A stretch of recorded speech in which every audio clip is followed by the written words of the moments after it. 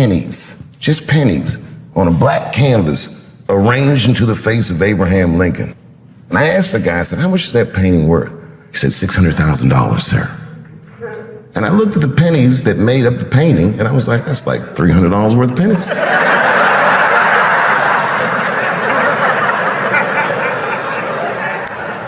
A light bulb went in my head. I realized the value of art. Some of the biggest wars and crimes and scandals in history were financed through the theft of art. Art is a powerful commodity. And artists, if you're good at it, should never behave as a commodity. That's a tough one.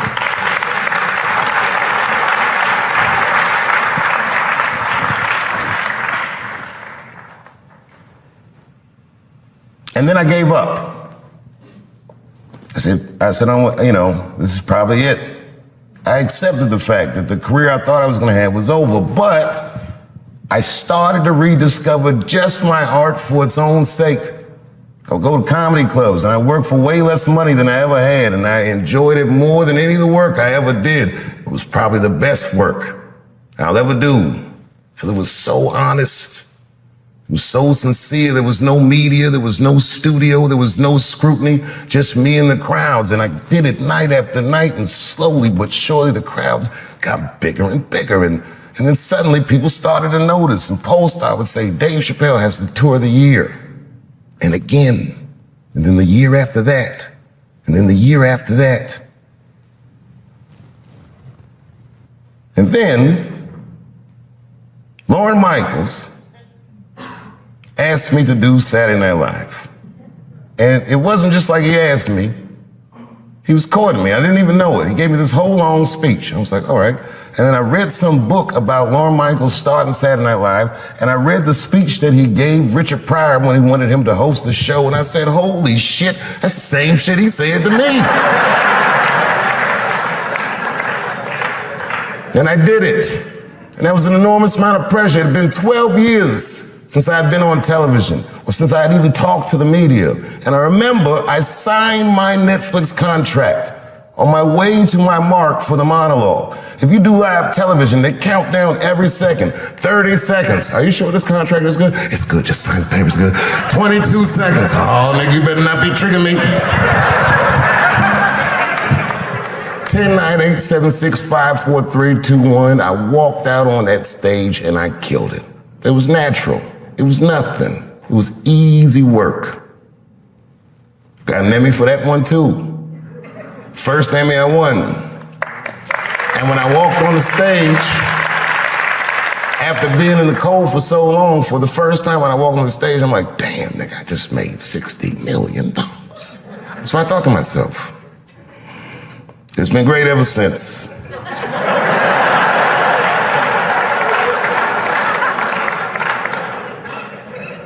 Really, I could do these specials like Steph Curry. I'd be shooting from inside, outside, all night. It's been great ever since. A lot of my friends are athletes, and I never could understand what it would feel like to only have a limited amount of time to be great. You got 20 years to be the best, or 30 years to be the best. But when you do art, you could be great whenever the will decides that you're great. I feel very lucky for that. And I never forgot this school. I've always come back and checked in. One of my favorite honors was doing the commencement at Ellington. I can't even remember what year it is. I just remember they cheered for me when I came out. I wasn't a big star, but I was their star. And I felt like I was home.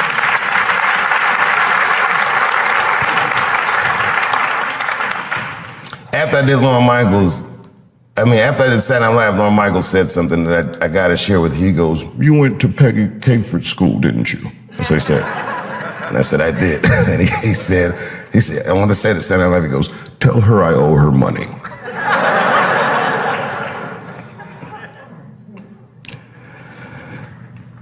You know, I never asked to have this theater named after me.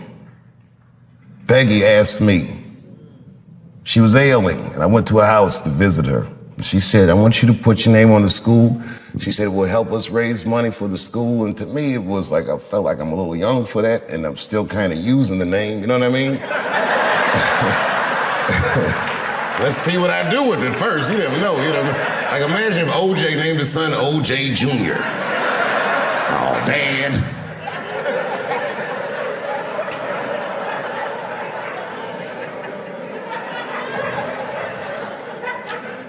And around then, I was receiving the Mark Twain Prize, huge honor.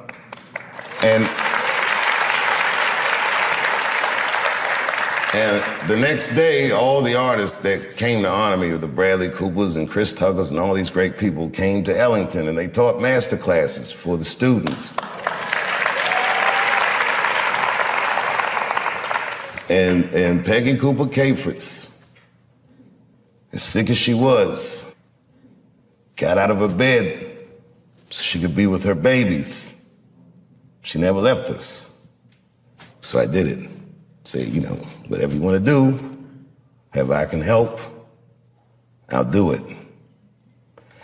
I got to tell you, if you quit a show like Chappelle Show, I don't know if you know what happens to you professionally, but I'll tell you what doesn't happen. They don't just say, well, good luck in your future endeavors. With that media, they beat me up. With their power, they tried to make me behave. It takes a strong person to stand out in the cold like that.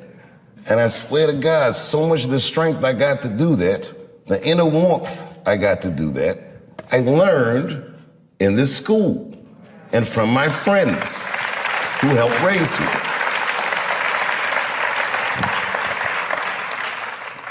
So why wouldn't I do anything I could to help my benefactor?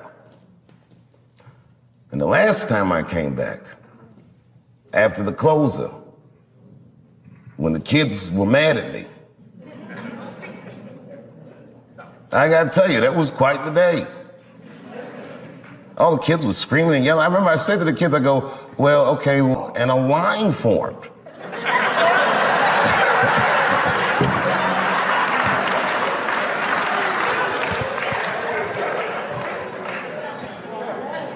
These kids said everything about gender and this and that and the other, but they didn't say anything about art. And this is my biggest gripe with this whole controversy with the closer, that you cannot report on an artist's work and remove artistic nuance from his words.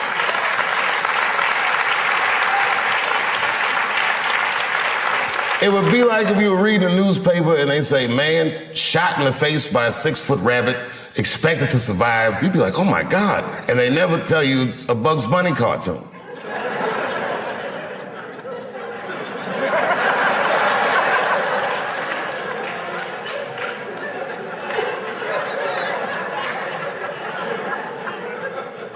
I took a lot of cold shots in show business.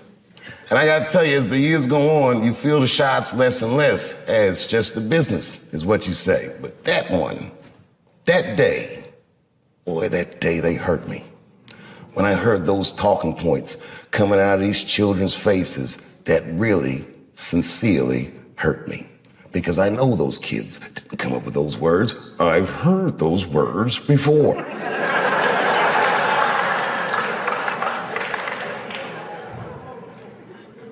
The more you say I can't say something, the more urgent it is for me to say it. And it has nothing to do with what you're saying I can't say. It has everything to do with my right, my freedom of artistic expression that is valuable to me, that is not separate from me.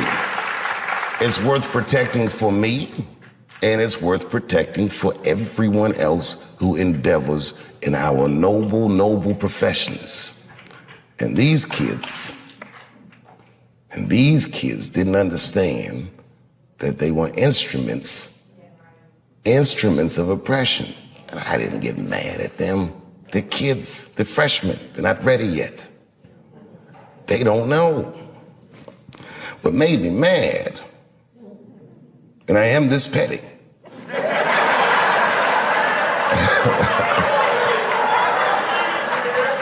I ain't saying names. One of the kids' mother went on Fox News. And she used to be a student here. I remember her face, but I don't know if she was particularly popular. Anyway.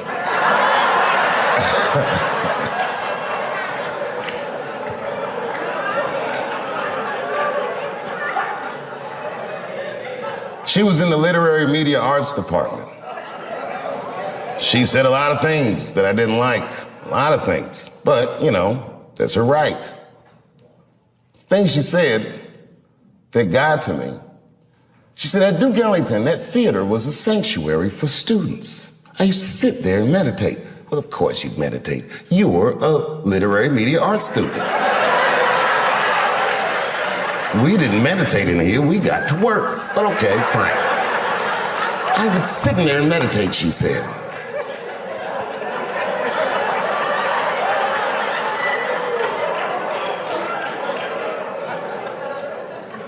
And then she scrunched her face up.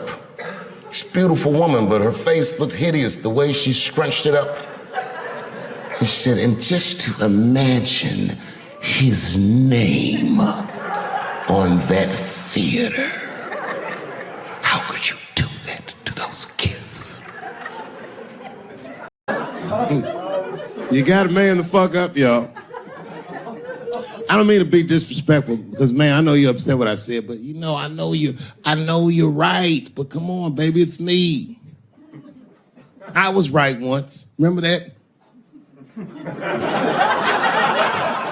Does anybody remember when I was, like, missing from show business for 12 years? Remember when I had, like, this really popular show and I quit? I remember I walked away from $50 million. A lot harder than walking away from Louis' freckled dick.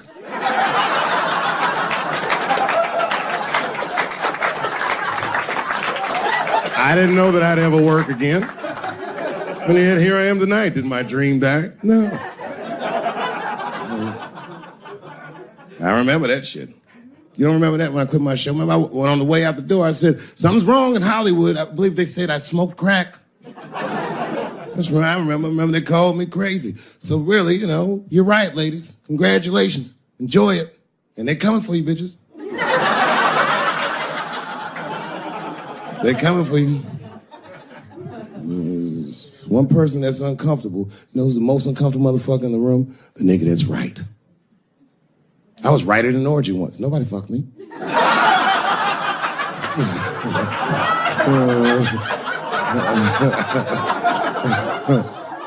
was just walking around like Tom Cruise at the movies, just looking. And ruined the whole orgy by accident. It's easier to ruin an orgy than you think. All you gotta do is wait for it to get kind of quiet and then go, ew.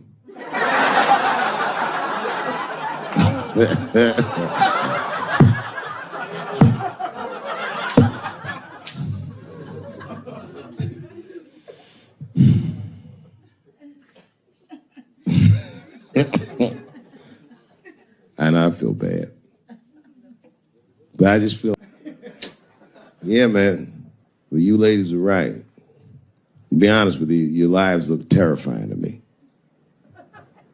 They do, man. I know nothing about being a woman, but I know fear. Yo, I used to live in New York when I was 17, and I couldn't even pay my bills. You know what I did to make money? I used to do shows for drug dealers that wanted to clean their money up. And one time I did a real good set, and these motherfuckers called me in the back room. They gave me $25,000 in cash. I was probably 18, 19 years old.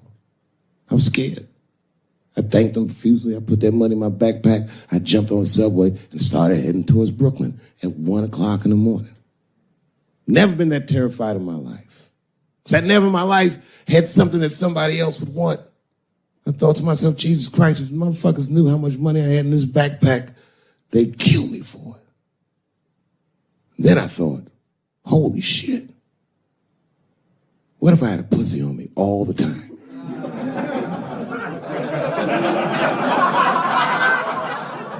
That's what women are dealing with. I'm gonna tell you right now. It's real talk. If them same drug dealers gave me a pussy and said, put this in your backpack and take it to Brooklyn, I'd be like, nigga, I can't accept this.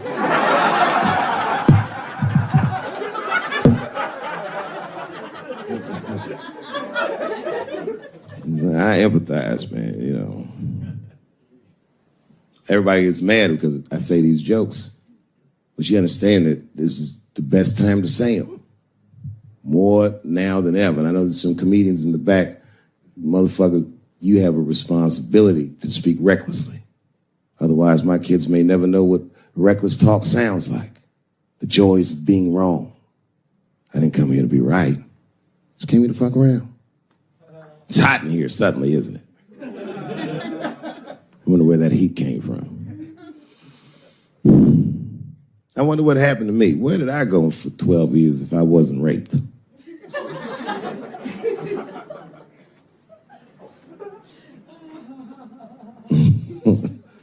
Maybe there's something else going on. Maybe these rapes aren't even the worst of it. Wouldn't that be something? Wouldn't that be something? You can go ahead and go to the bathroom, Brooklyn. You don't need to hear this shit.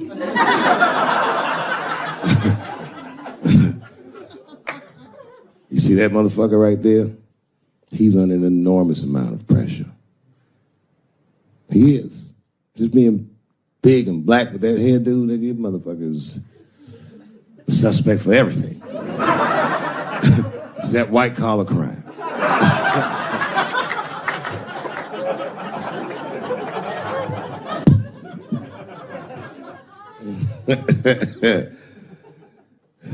Tell you what happened, but I can't say it directly.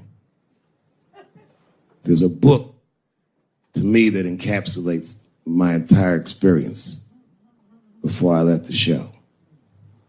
And the book is called Pimp. It's written by a guy named Iceberg Slim. Here, bring it up here. This is Matthew. Matthew was from France. He's white.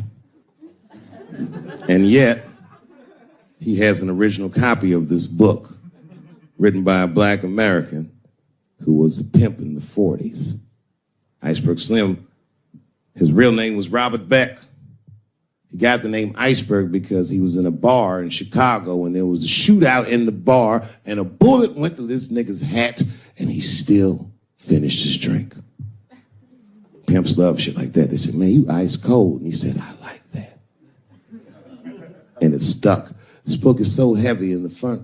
It has a glossary of pimp terms because the ideas are so foreign to the American ears. For instance, do you know what the phrase mileage on a hoe means?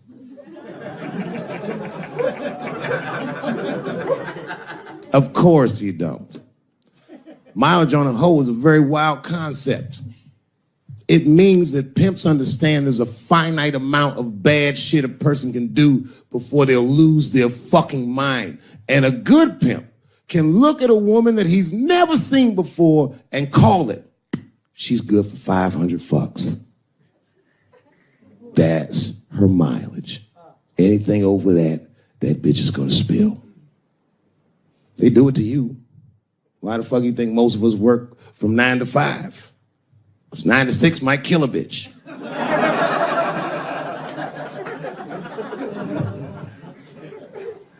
Iceberg Slim was the one that broke down what a bottom bitch was. Does anyone know what a bottom bitch is? Anyone?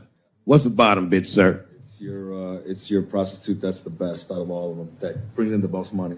That's right. That's exactly right. Are you black? That's right. A bottom bitch is a pimp's number one hoe. She's even a bitch that helps him keep the other bitches in line. I will repeat. She's even the bitch that helps him keep the other bitches in line. If the pimp was McDonald's, and the bottom bitch is French fries. The rest of them bitches like fish sandwiches and cherry pies and shit like that. Iceberg Slim breaks down some of the coldest capitalist concepts I've ever heard in my life. He describes in detail how these men break women so that they will give them the money that they make with their own bodies. There's a story in here so cold it makes me shudder to think about it. Well, Iceberg Slim is trying to control the woman that he finds uncontrollable. So he asks older pimp how he can rein her in. And the older pimp says, oh, that's easy, Iceberg. All you have to do is beat that bitch with a coat hanger. And then run her a bath and give her some pills. She'll be so grateful that you fixed her that she'll forget you were the motherfucker that beat her in the first place. That's some cold shit. Now, the end of this book, Iceberg Slim tells a story. It's kind of the crescendo of the book. And in the story, Iceberg Slim's bottom bitch is at the end of her mileage. If she was good for 500 fucks, she was at 498. She was bubbling. You could see it. She was going crazy. She started saying all kinds of shit. Oh, I always wanted to be in the circus. Circus? This bitch is loose. I can juggle too, you know. Juggle? He had to let her go. It's hard to let her go. A bottom bitch go. And he wasn't ready to let her go because his organization couldn't handle losing her. But she didn't know that. She didn't know how important she was. So what he did was he called her to a diner. He said, look, bitch, you and I got to part ways. She said, fine, motherfucker. I don't need you anyway because I know somebody at Ringling Brothers. She's like, all right, bitch, whatever. I got one last trick for you. It's a big money trick. You do this for me, you get paid, I get paid, and we go our separate ways. She said, fine, motherfucker, what do you want me to do? He said, okay, there's a guy in that hotel across the street. He's waiting for you in room number 7. Once you go over there and I want you to fuck him. But before you do, I need you to put some of this stuff in his drink. And then he's going to fall asleep. When he does, there's a briefcase on his bed. Bring the briefcase to me. That's the trick, bitch. Can you handle it? She said, fuck yeah, I can handle it. And I can't wait to get rid of you. And then she ran outside, jumped on a unicycle and pedaled across the street. An iceberg washer. He was like, man, she's pretty good. Man, if I never jerked off in the face, maybe she would have been in the circus right now.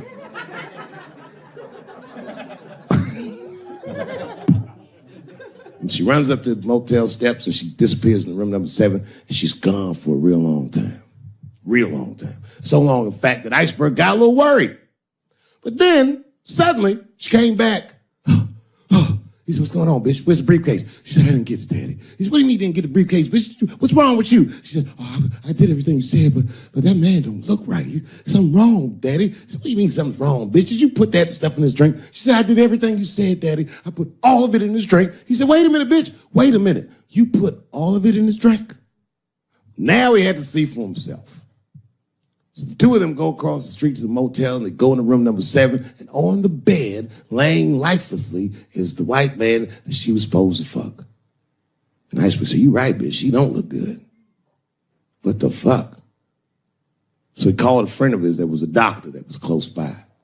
And the doctor came in, gave the guy a thorough examination and told them both what was obvious. Slim, this motherfucker is dead. Oh God, Daddy, oh no. Oh no, we killed him. He said, calm down, bitch.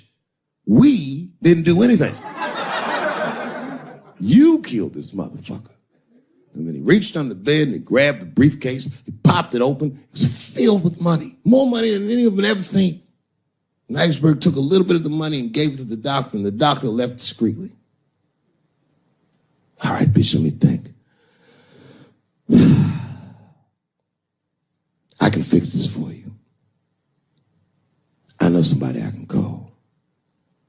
But if I call him, I'm going to owe these motherfuckers a big favor. Oh, God, Daddy, please.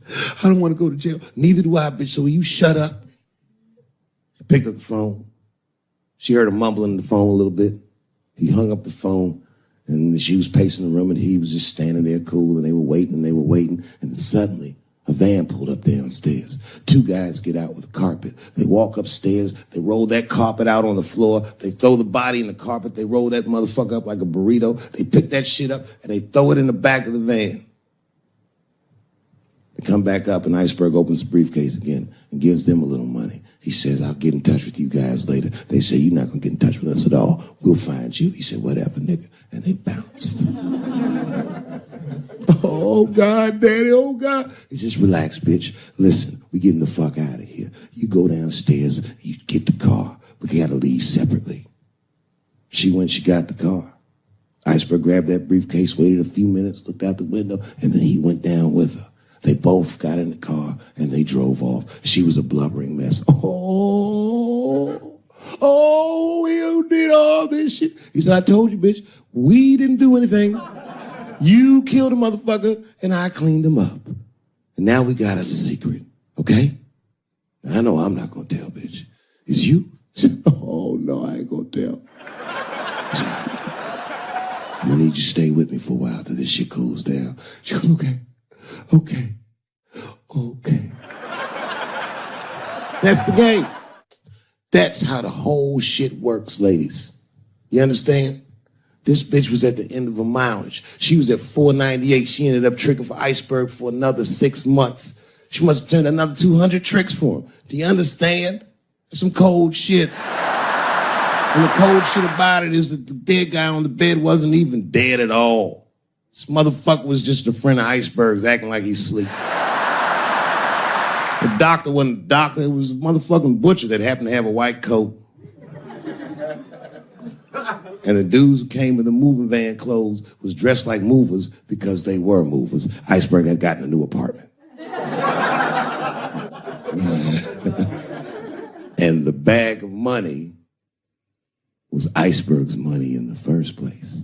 The money he got from all those women. That's a cold game.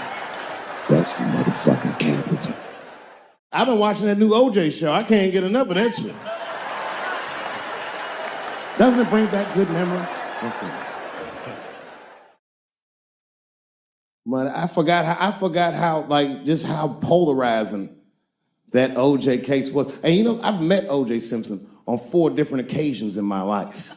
And before the end of the show, I will tell you about each of those occasions.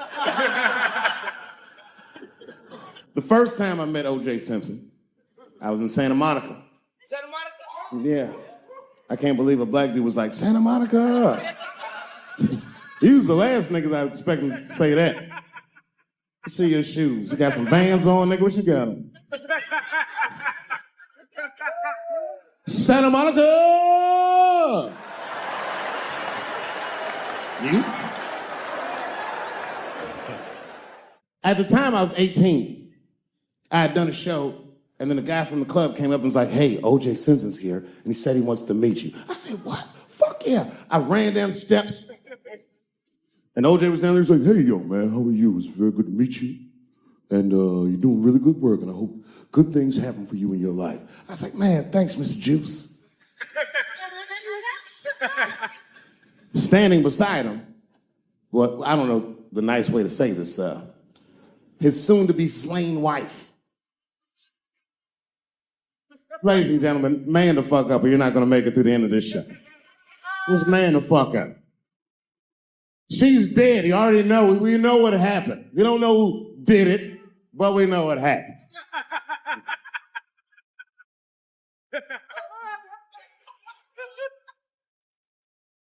I should tell you that woman was very nice to me.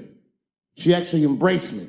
She said, I think you're adorable. And she hugged me. She goes, good luck to you. And she held me for a long time. And I whispered in her ear, bitch, are you trying to get us both killed?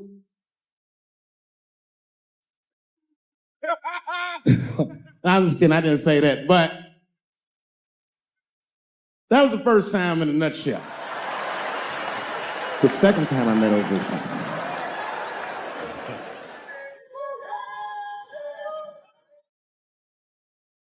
Was right after the trial of the century. There I was, now a young man of probably 23. O.J. Simpson was the most famous or infamous face on planet Earth. I was in a restaurant in Beverly Hills with my agents. I wasn't alone in the restaurant, but I was alone. I was the only black person in the restaurant. And in the 90s, that felt very uncomfortable. Now I tend to enjoy it at this age.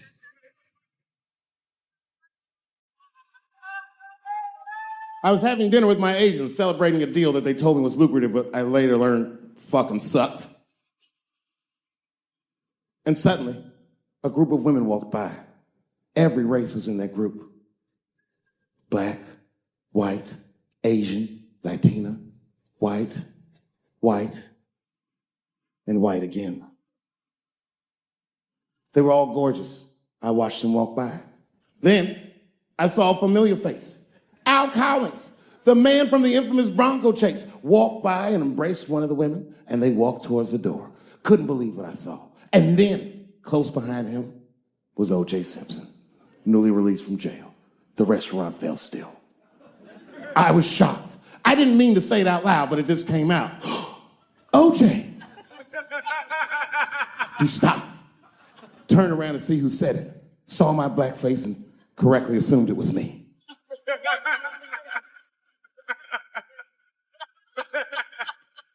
I was sitting in the corner of the booth.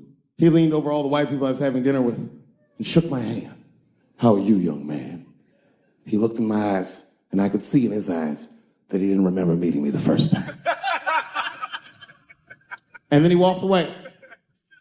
And I looked back at my agents, and all of them had nothing short of disgust on their faces. And the only one with the courage to voice their disgust was a woman named Sharon, who used to represent me. How could you, she said. How could you shake hands with that murderer?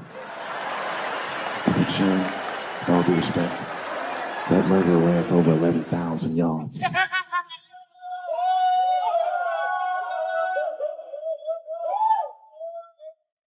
And he was acquitted, so, fuck it. Glove didn't fit. Glove didn't fit. Get over yourself. The third time I met O.J. Simpson,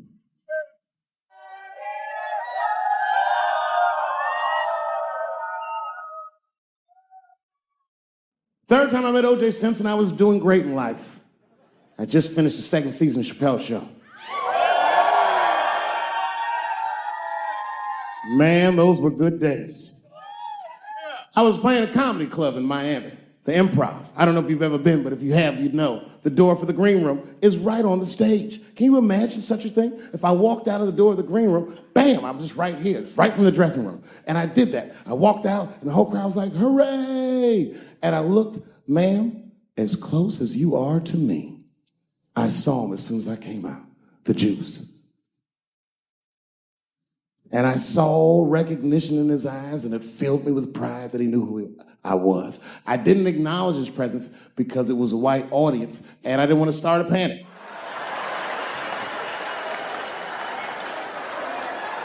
But I did my show.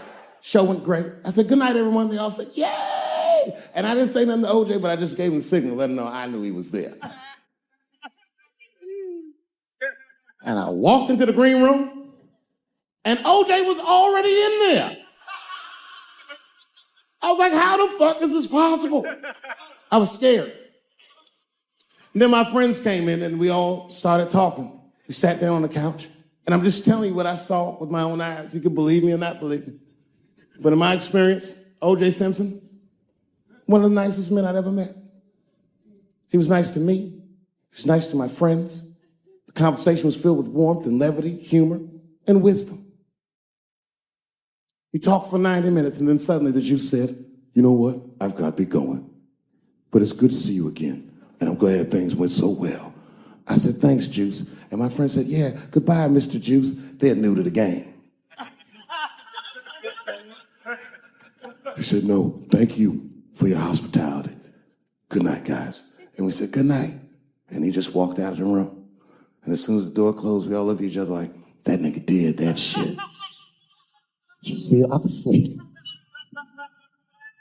I could feel like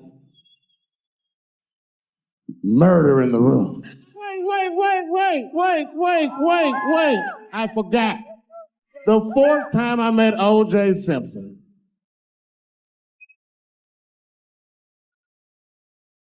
the fourth time is not the funniest time, but it was the last time I'd see the juice. For some reason, I was at the Kentucky Derby. It's a very long story. This is right after I quit Chappelle Show in spectacular fashion. There was a party hosted by Michael Jordan, and every athlete I'd ever admired was in that room. Yes. And then I saw a familiar face by the bar, standing there, drinking alone. It was Chris Tucker. Now, you have to remember, at this time, we were both technically missing.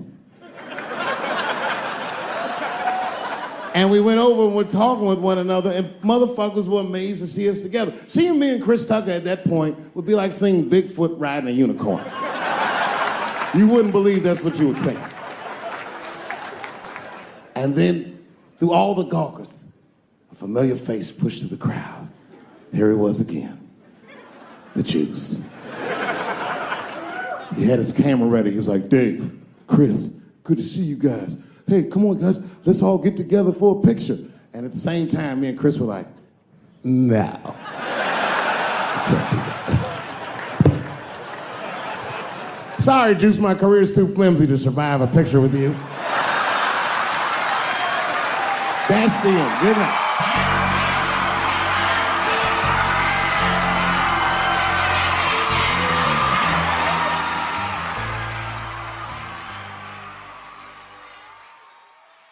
Kevin is one of the greatest comedians that I've ever seen. And Kevin is one of the greatest men that I've ever known. Hello, Jerry.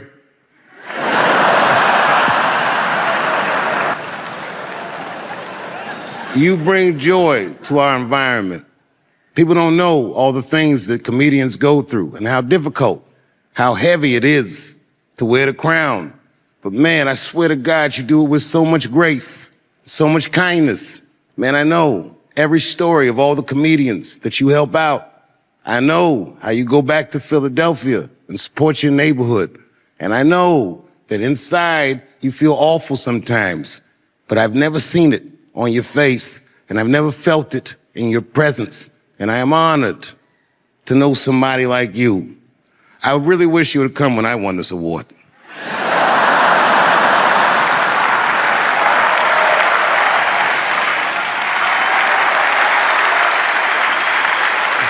No, niggas was busy. Niggas was busy.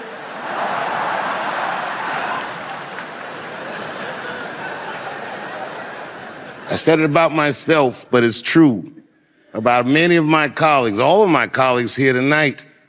In your life, in any given moment, the strongest dream in that moment wins that moment. And my God, Kevin Hart, you are a very powerful dreamer. I love you so much. And never forget that I said it, because we only get to talk on podcast. I'm fucking with you. If you call your brother, I'll come running. And you deserve that. And you have earned that. And you have earned this. What you have done for this genre is unmistakable. For the first time in my life, I played arenas with Chris Rock. And I would never play an arena before I saw you do it. You made me dream bigger, and you're younger than me. It's humiliating. But it's inspiring, man. I hope that this moment means the world to you. And I gotta tell you one story. When I quit Chappelle Show, the hardest part about it, not the hardest, but a hard part about it, was that I had to watch the world go on without me. And after some time, I got used to it. And one day, my son came home and was looking at me like I was crazy. And I said, what does that look in your face? And he said, Kevin Hart just said in an interview that you were one of the greatest comedians that ever lived. And I was like, yeah. But in my mind, I was like, he did? And I thought to myself, if I ever had a chance to honor you in front of your family, boy, I'll come running. I just wish it wasn't this Sunday, because I was supposed to be in Jamaica.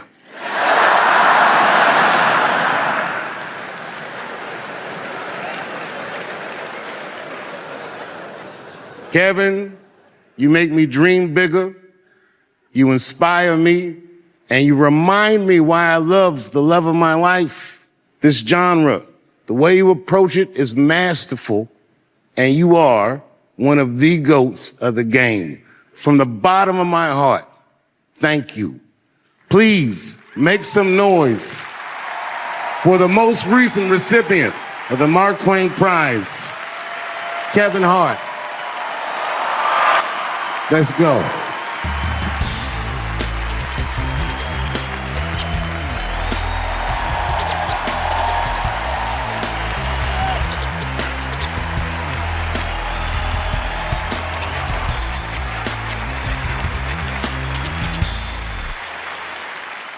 It's complicated. I was in a bar in Austin with my wife, and it was during COVID, and a woman came to our table, and she was maskless, and this bitch came over, no mask, all H words. Hi, how are you?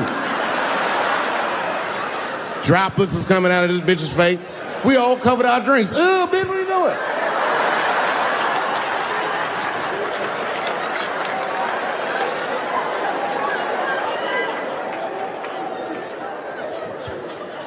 Now, I looked over at the table that she came from, and I peeped game. The men at the table were filming me.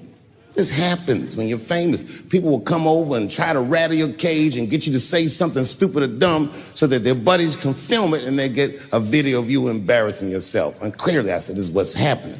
And these dumb motherfuckers thought that it was my first rodeo.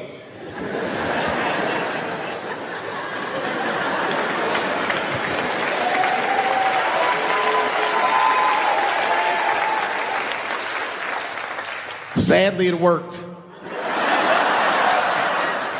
I ran right over there. I said, I pointed right in the camera. I said, you's a bitch-ass nigga for doing this to me.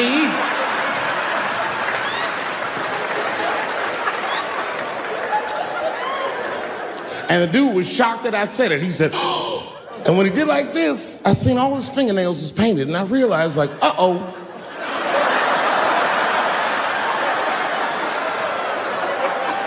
This fella's gay. Now, you know how I talk. I call everybody a bitch-ass nigga, you know what I mean?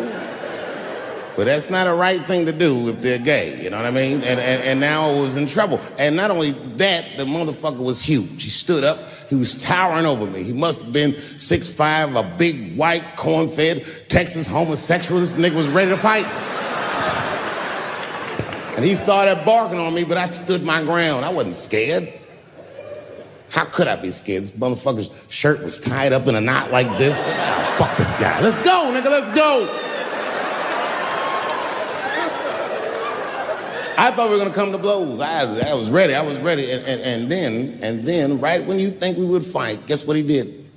He picked up his phone and he called the police. And this thing I'm describing is a major issue that I have with that community. Gay people are minorities until they need to be white again.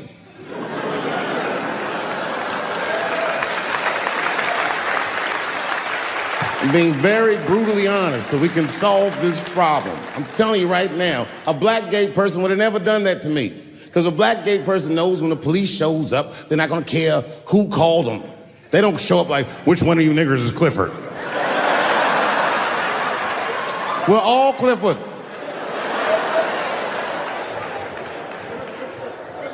This happens far too often.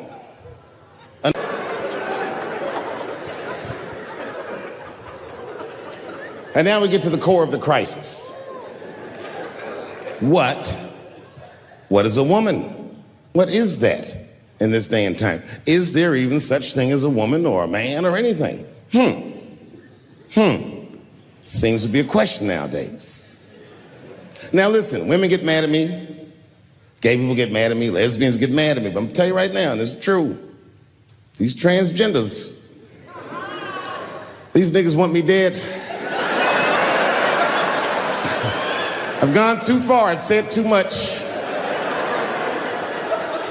And I gotta tell you, I'm very worried about it, I'm not even joking. Every time I come out on stage, I be scared. I be looking around the crowd, searching for knuckles and Adam's apples to see where the threats might be coming from.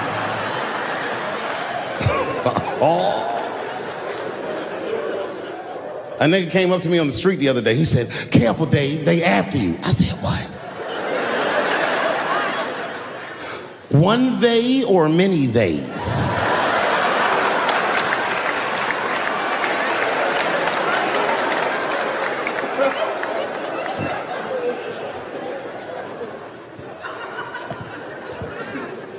Before I even say anything about that community, you must know, and I hope you all feel the same way, I am not indifferent to the suffering of someone else. There's laws, the mean laws. In our country, North Carolina passed a law once that said a person in North Carolina must use the restroom that corresponds with the gender they were assigned on their birth certificate. No. No, that's not a good law. That's a mean law. No American should have to present a birth certificate to take a shit at Walmart in Greensboro, North Carolina, where the baby shot and killed a motherfucker.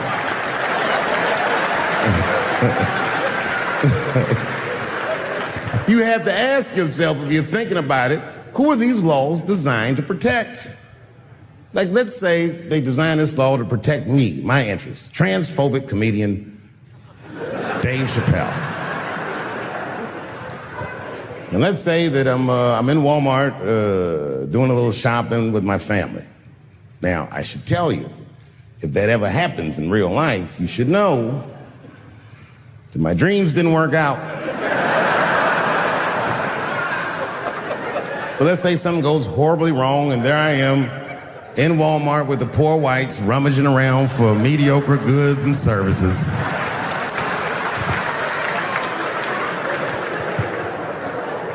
And then I gotta go to the restroom. So I excuse myself from my family. I go to the men's room. Now I'm standing at the urinal taking a leak. And this is what this law is gonna do. And suddenly, a woman walks into the men's room. I'm gonna be like, that's strange. And then she stands shoulder to shoulder with me at the urinal. I'm gonna be like, bitch, what's going on with you? And then she hikes her skirt up and pulls a real live, meaty dick out. And what do you think I'm gonna say? Thank God she's in here with me. At least now I know my family's safe. No, I'm not gonna feel that way at all. I'm gonna feel very uncomfortable. I would feel better if it was a man with a vagina that backed up to the urinal next to me.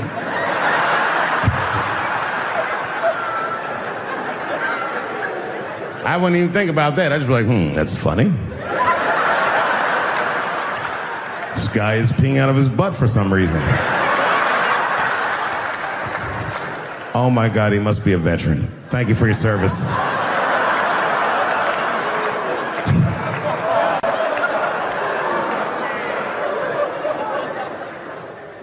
I'm not indifferent to people suffering because I know it's hard to be everybody.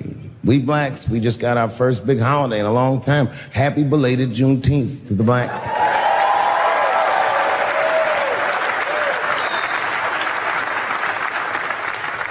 Juneteenth is a strange holiday, isn't it? It commemorates when black people in Texarkana area of the country first found out they were free. But remember, they were free when they found out. They just didn't know it yet. Very, very interesting holiday. You know, I learned something. This is a wild story. I learned this past Juneteenth of a story that's true, and there was a black man who was in South Carolina during slavery who somehow got granted his freedom by his so-called master. And when his master granted him the freedom, he also gave him a plot of land. Now, it turns out this brother was brilliant. He had a good eye, a good knack for farming, and he farmed this plot of land very successfully and made a lot of money. And this is where the story gets crazy. When he got all that money, this nigga bought some slaves. You ever heard this before? This is a true story. Not only was he a slave owner, he became a slave breeder and employed tactics that were so cruel, even white slave owners were like, yo, my man. He was a wild dude, but he did it just because that's what successful people did at the time, and he just wanted to be down. What a fucking tragedy. How can a person that went through slavery perpetrate the same evil on a person that looks just like him? It's mind-blowing. And, shockingly, they're making a movie about him. Ironically, It's called space juice.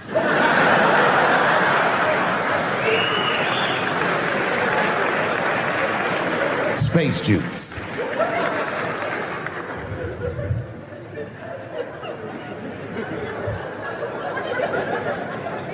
The point of that story is this person was invested in a construct.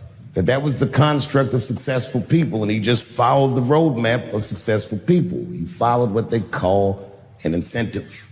Now, everyone struggles, but I'm very invested in the gender construct, personally, because I'm a man with kids and a wife, and I like that warm, wet, soft pussy that my wife has.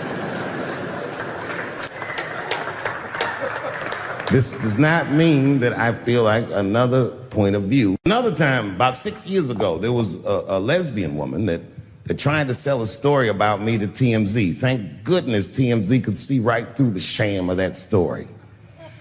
This woman claimed that I beat her up in a nightclub because she was a lesbian. That is fucking crazy. Bitch, I didn't even know you was a woman.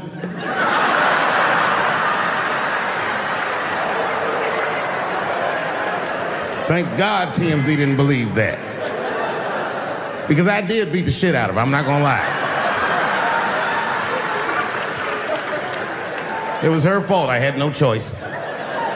I came in the club minding my own business, and a woman came up to me, she goes, "Oh my God, Dave Chappelle." And I was just being reciprocally nice. "Hey, miss, how are you?" Blah, blah, blah. Benign talk, nothing to it. And all of a sudden, this lesbian fellow stepped between us. "Hey, nigga, that's my girl." I said, yo, my man, back up like that. She said, "I ain't backing up off shit, nigga, that's my girl." I said, "Bro, you're gonna have to give me 3 feet like this." She said, "Stop calling me a man, motherfucker. I'm a woman." I said, "What?"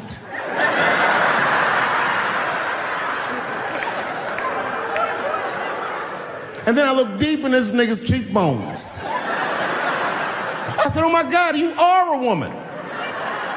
It was just too much for me to even wrap my mind around. But I tell you what, I unballed my fist immediately, and I softened my posture so that she would know she's in no danger. I even changed the tone of my voice. I said softly, sweetly, like a pimp might say. "Bitch, I'm about to slap the shit out of you."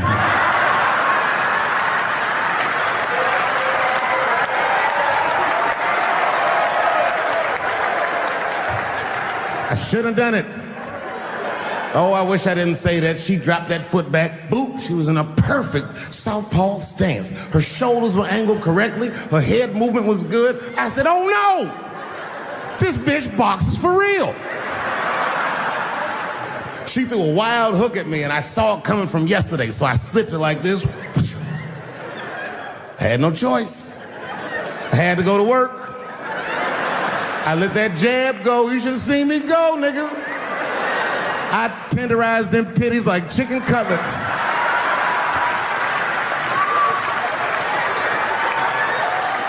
I whooped the toxic masculinity out of that bitch.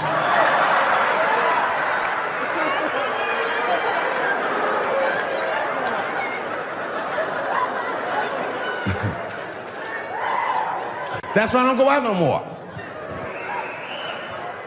Just trying to chill. I'm just trying to live a peaceful life. That's why I live in Ohio. You know, I live in a little town in Ohio. It must be like 3,700 people. Small hippie town. Culturally, it might feel like Ann Arbor to you. You know what I mean? Just a bunch of hippies and shit like that. And niggas always ask me, like, "Dave, why you live in that hippie town?" And I'd be embarrassed to tell them the truth. But you know why I live there? Because Yellow Springs, Ohio, has the most beautiful women in the world. And a lot of people might disagree with me, but you gotta see them for yourself. They're gorgeous. But it all depends on what you're into, you know what I mean? I like white bitches with dirty feet.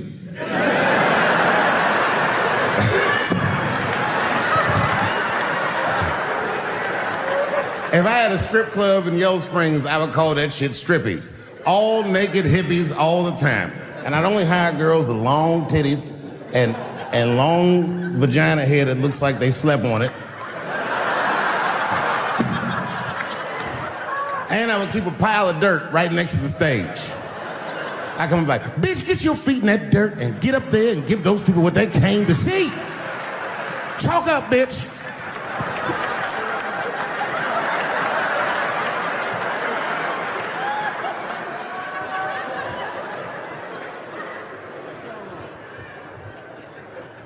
A couple years ago, I was in Ohio.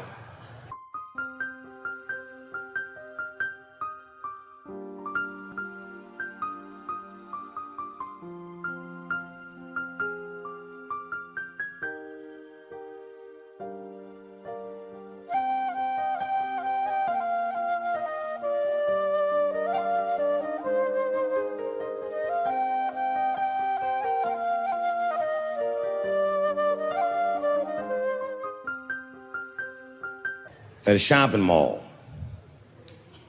An old white lady, this is true, she was following me around the mall, which sounds paranoid, but I'm sure she was following me.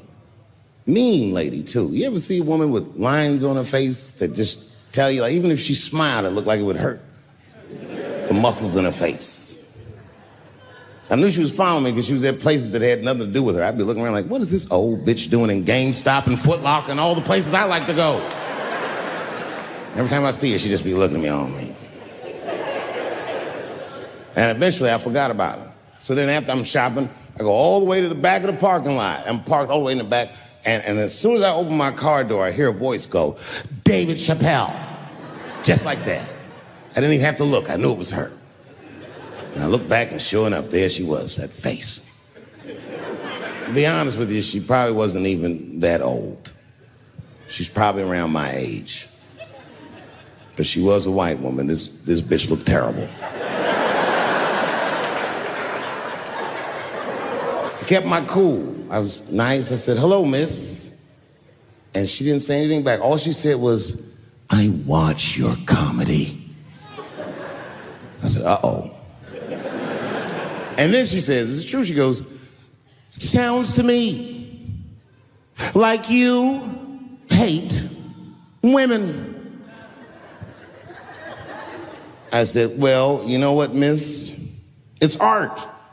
And you're free to interpret this art however you'd like. But I can tell you, as the maker of this art, that I don't believe that I feel that way.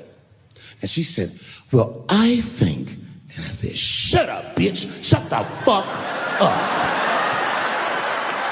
Before I kill you and put you in the trunk, ain't nobody around here.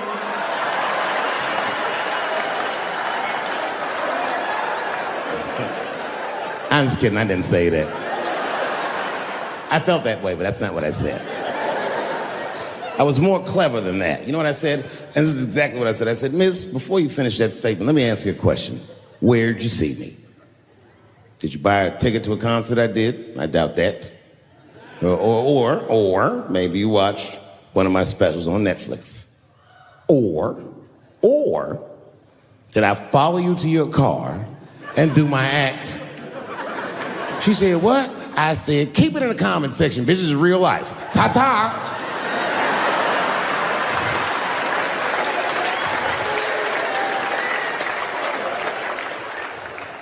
And then I drove off. Now, I got to tell you, and this is going to surprise some people here, but not everybody. People say things to me all the time, but what you don't know is it does affect me. I think about it. And that one bothered me a lot. I was driving home. Couldn't stop thinking about what this woman said because she's not the first woman that said that to me. It's puzzling. You know what I mean? Like, what could I possibly be saying that would make these bitches think I hate women?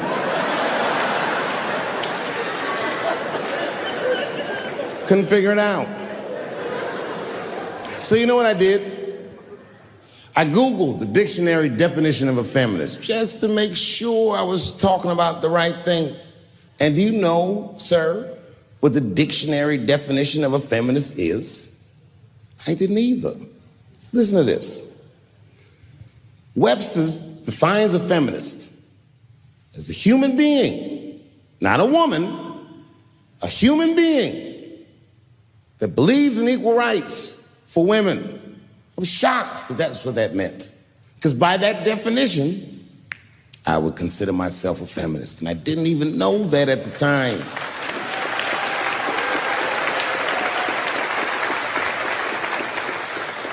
All these years, I thought it meant frumpy dyke.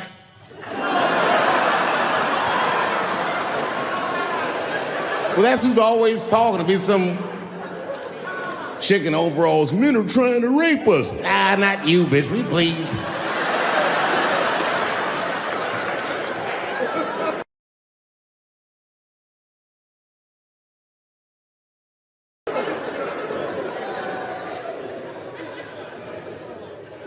I know, look, listen. I support the feminist movement, I do, in my own ways.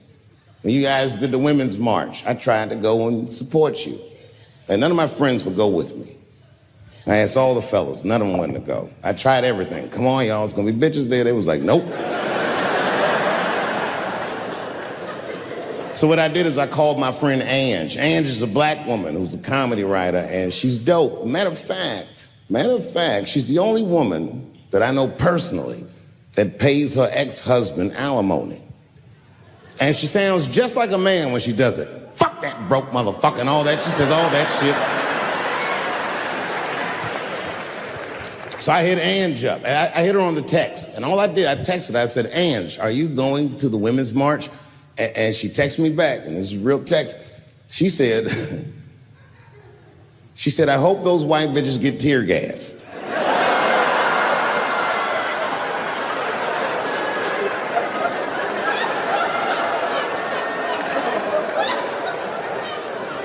There's a problem in that feminist movement, isn't there? From its inception in America, there's always been a racial component. When Susan B. Anthony was having that meeting and Sojourner Truth's black ass showed up, read your history books. All them white women asked Sojourner Truth not to speak. They didn't want to conflate the issues of women's rights and slavery. But you know how black bitches are. Sojourner Truth went up there anyway.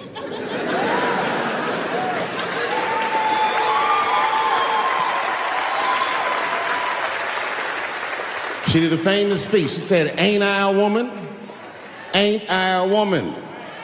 That's right. And listen. I supported the Me Too movement, but the whole time, I thought that the way they handled that was stupid.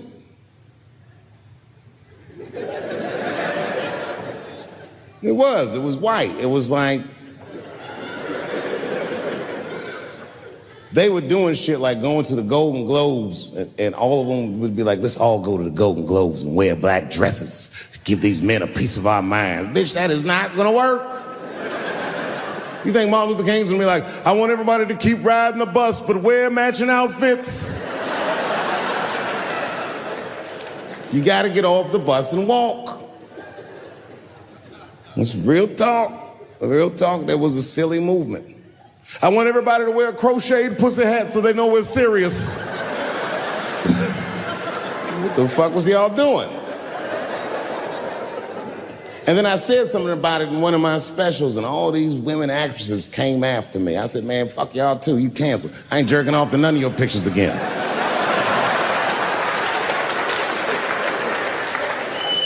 They were like, who is he to tell us anything? I'll tell you exactly who I am. I'm the one that got off the bus and left $50 million on the bus and walked.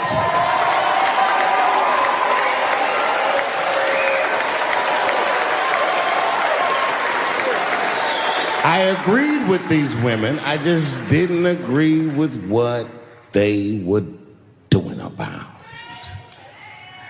it. Right. No, it was annoying as fuck. Because if these women were serious, you know what they would have done? They all would have fired their agents. And they would have went to the mailroom of one of these big agencies and found a woman that was busting her hump in there and said, if you want to talk to us, then you have to talk to her. And if they did that, then she would be big and they would be big and nobody would get fed to Harvey Weinstein. But did they do that? No. Was that their idea? No. Surprisingly, it was mine. And what I think the feminist movement needs to be very successful is a male leader.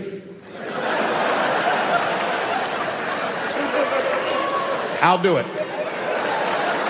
I will. I will lead you women to the promised land. I will make sure you get equal pay for equal work. I will make sure that nobody harasses you or fucks with you on the job. I will protect all of your interests. And all that I ask for in return is that you suck my dick. And now we're right back to square one, aren't we?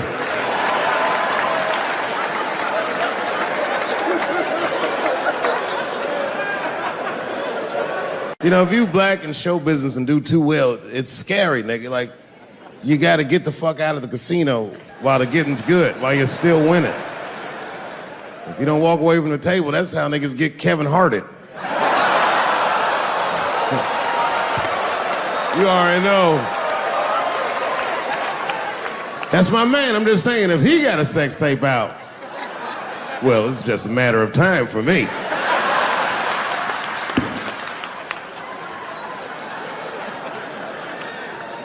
But you know why I be thinking sometimes I want to stop doing comedy? And you know, I don't want to sound like a braggart saying this, but the real reason I want to stop is because I'm too goddamn good at it. I'm dope, nigga. Like, no, I'm not even exaggerating. It's not exciting. Every night before I come out on stage, I'll be backstage like, I'm sure this is gonna go well. And it always does. I'm so good at writing jokes, and this is not even an exaggeration. I actually write jokes backwards. I will write a punchline with no particular setup in mind. I just put it on a scrap of paper, and I'll throw that scrap of paper in my fishbowl. I have a fishbowl in my house filled with random punchlines. And every once in a while, I'll shake the bowl, and I'll dig in there and just pull one out and see if I can make that shit work. And I picked one for this special. It's not an easy punchline to pull off. Are you ready? Yeah. Here it goes. The punchline is, so I kicked her in the pussy.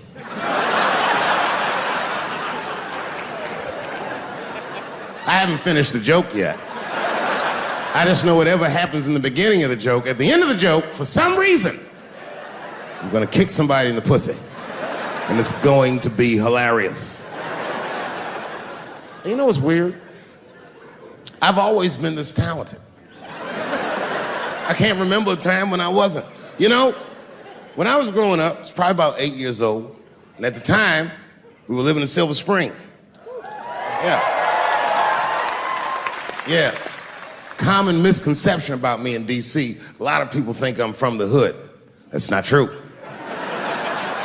But I never bothered to correct anybody because I wanted the streets to embrace me. As a matter of fact, I kept it up as a ruse. Like sometimes I'll hang out with rappers like Nas and them, and these motherfuckers will start talking about the projects. Yo, it was wild in the PJs, yo. And I'll be like, word, nigga, word. But I don't know. I have no idea. My parents did just well enough so that I could grow up poor around white people.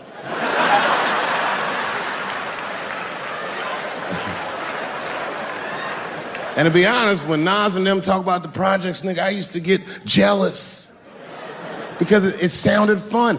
Everybody in the projects was poor, and that's fair. But if you were poor in Silver Spring, nigga, it felt like it was only happening to you. Nas does not know the pain of that first sleepover at a white friend's house. And you come back home on Sunday and just look at your parents like, y'all need to step your game up. Everything at Timmy's house works. Remember the first time you saw that? In a cold winter, and you'd be at a white friend's house and see the motherfuckers in their living room without their coats on?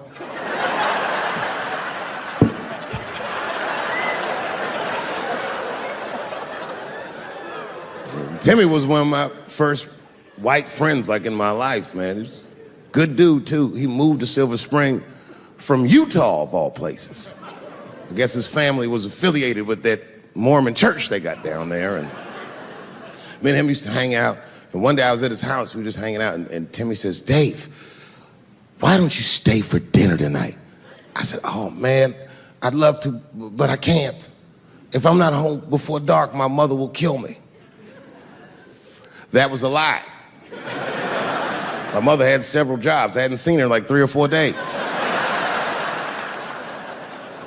And the only reason I lied to Timmy was because at that point in my life, it was my experience that white dinner wasn't delicious.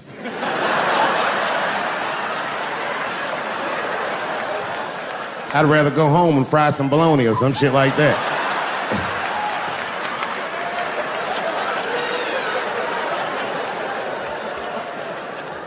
But then old Timmy threw me a curveball I wasn't expecting. He said, "Oh, it's too bad you can't stay, Dave, because Mom made stovetop stuffing."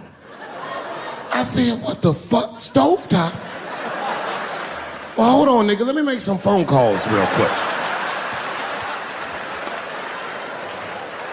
I had seen that commercial so many times, I had dreamt of getting my hands on some of that stovetop stuffing.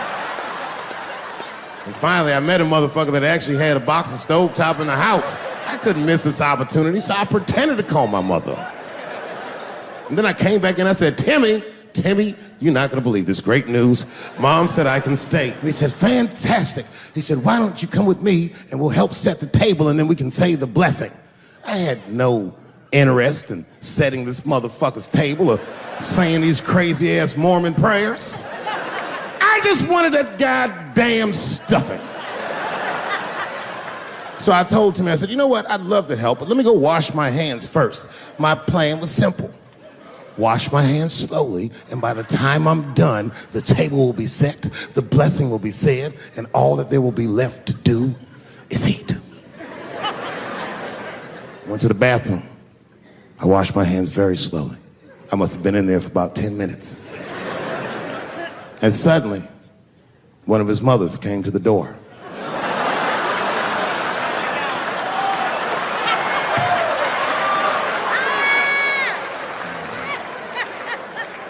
She was like, "Hi, David, right?" I said, "Yes, ma'am." She said, "Timmy tells me that you're planning on staying for dinner." I said, "I hope that's not a problem, ma'am." She says, "No, it's no problem. In fact, we'd love to have you. It's just that we weren't expecting company.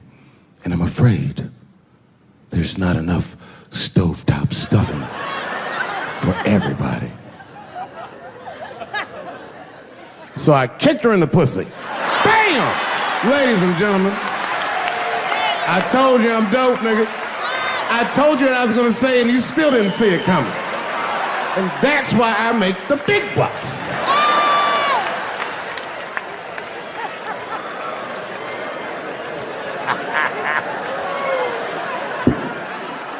Oh my God. But there's a more important reason that I would stop doing comedy right now. And this reason is the real reason that's been percolating, and it really is the crowd, not you. I'm talking about the crowd on the big stage. It's too hard to entertain a country whose ears are so brittle. Motherfuckers are so sensitive, the whole country is turned into bitch-ass niggas.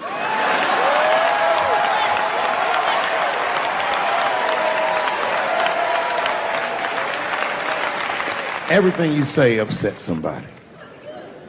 You know, I can remember when it all started. It was when I was doing Chappelle Show. When I was doing Chappelle Show, I used to do the show, and then on the weekends I do like concerts and shit like that. So I'm doing a concert, and there was a couple in the front row, beautiful couple. The wife was obviously Asian. You could see it in her face.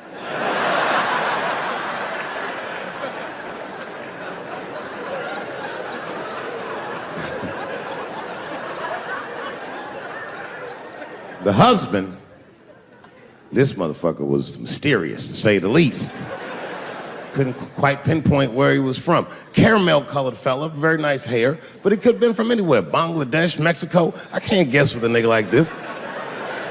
All I knew for sure about this guy is that his wife was a bitch. I could see that in her face, too. No, he was laughing and having a good time, and she was scowling at me at a goddamn comedy show. I couldn't figure it out. And then I realized at some point that she was pregnant, and I was smoking on stage. I said, oh my God, that's probably why she's mad. So I started to put my cigarette out, but then she hit me with one of them fake non-smoker calls. So I just kept smoking. I thought to myself, bitch, that babe will be fine, relax. And I tried to break the tension. I just asked her, that's all I said. I go, hey, where are you guys from anyway? And I could tell that she was on to me. She goes, very condescendingly, she says, I'm from California. If you're asking my ethnicity, I am Chinese. And her husband was just cool about the shit. He was like, I'm Mexican, bro. I said, well, I'm sorry if I offended you by asking, but you're a very beautiful couple. And miss, there's no question that you're gonna give birth to the hardest working baby this world has ever seen.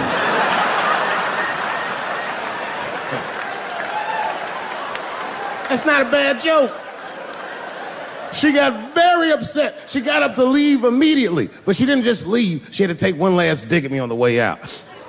I will never buy one of your fucking DVDs again, Dave Chappelle. I said, ma'am, with all due respect, Chinese people don't buy DVDs.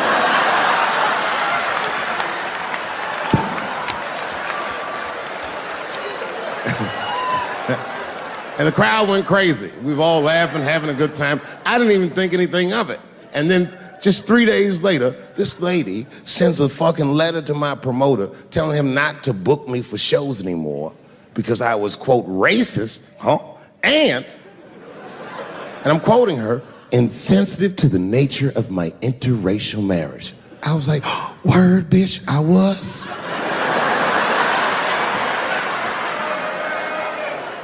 If she had just done a little bit of research, she would know that I myself am in an interracial marriage. That's right.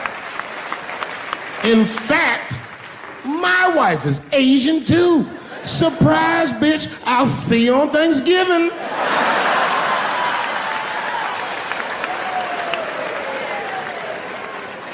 But my wife's not Chinese. She's Filipino. That's right. And our kids are Puerto Rican somehow, so there you go. But I don't give a fuck about interracial marriage. In fact, you know what? My mother is half white. A lot of people don't know that. Well, all right, you were a little too excited, but okay. A lot of people don't believe me when I say that, but it's true. You can't tell looking at me, but if I grew my hair out, you would think you was at a fucking Cat Williams concert. My shit is beautiful. But motherfuckers are just taking it too far. I don't know why or how everybody got this goddamn sensitive. You know who hates me the most? The transgender community. Yo, yeah, these motherfuckers. I mean, I didn't realize how bad it was. These motherfuckers, I was really mad about that last Netflix special. It's tough, man. I don't know what to do about it, because I like them. I always have. Never had a problem with them. You know, just fucking around. As a matter of fact, I think I make fun of everybody, and I mean, as a group of people, they have to admit, it's kind of fucking hilarious, man. I'm sorry, bro. It's like, I've never seen somebody in such a hilarious predicament not have a sense of humor about it. They're born feeling like there's something other than they're born as, and that's kind of funny, you know? I mean, it's funny if it's not happening to you. It's like that white black bitch that's in the news all the time. Rachel Dolezal. She always says that. She's a white woman, but then she dressed up like a nigga and shot her way up to the very top of blackness. And I always wanted to meet her just so I could understand. I just wanted to like have dinner with her so I could just look in her eyes and call her a nigger to her face. The fuck is that bitch talking about? I identify black. That is trans talk, lady. Stop biting. Stop biting. There's a big difference between her and a trans. The difference between her and a trans is I believe transgenders. I don't understand them either, but I know they mean what they say. Them niggas cut their dicks off. That's all the proof I need. I've never seen somebody just throw their dick away. Don't need it.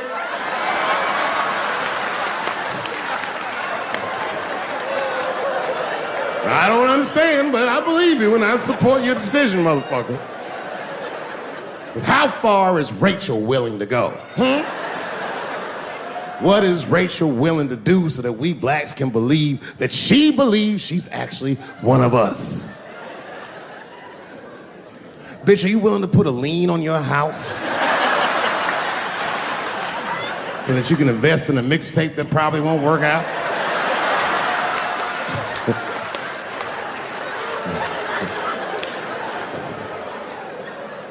She didn't even change her name. Didn't even change her name. Her name is Rachel. I can't believe in that name. If you want my support, you're gonna have to change your name to the blackest shit I've ever heard. But you're gonna have to change your name to Draymond Green. I don't know a blacker name than that. That shit is black on paper. If you type Draymond Green into Airbnb, that shit will log off automatically.